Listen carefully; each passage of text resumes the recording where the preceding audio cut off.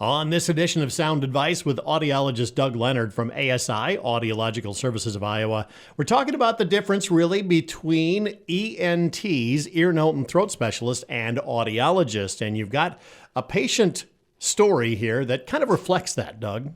Well, yeah, and it's something that's confusing for a lot of people, and I get a lot of questions about it when folks come in.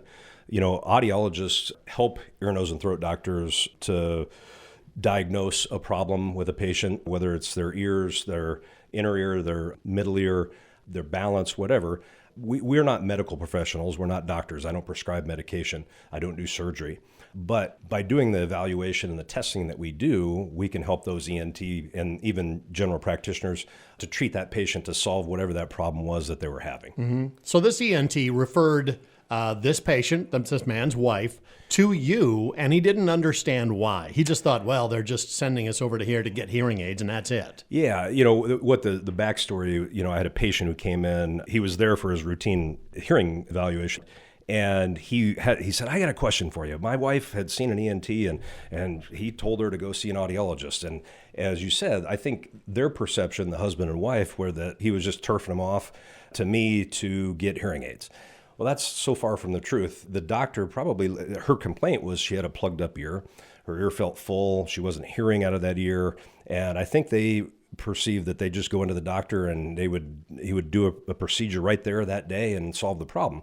Well, apparently, you know, the ear, nose, and throat physician looked in the ear, didn't see any apparent problem. And all you can do is see to the eardrum. Beyond that, you can't see anything. So you need to have a diagnostic evaluation to figure out what's going on. You know, you and I talked off the air just a second, John, about kind of the similar thing with optometry and ophthalmology. You know, if a person had a medical issue with their eye, they would go to see an ophthalmologist.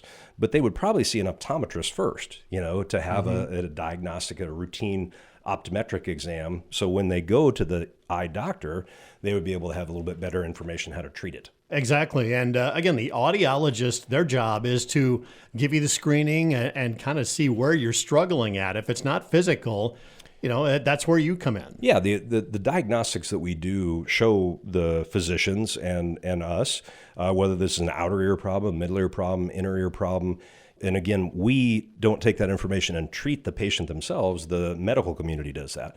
You know, we get patients again all the time who are referred in for various ear-related things, and they're not hearing aid candidates. We're not trying to sell them hearing aids. We're just trying to help them solve their medical problem with the help of their physician, obviously. You can tell a lot from a diagnostic hearing screening, and that's exactly what you guys do, a lot about it at ASI, Audiological Services of Iowa. So, Doug, again, how long does this screening take, and how do people set one up? Yeah, usually 45 minutes, half hour to 45 minutes, depending on what's involved, what type of testing we're doing, and they can simply call us at 792-5933 and set up an appointment.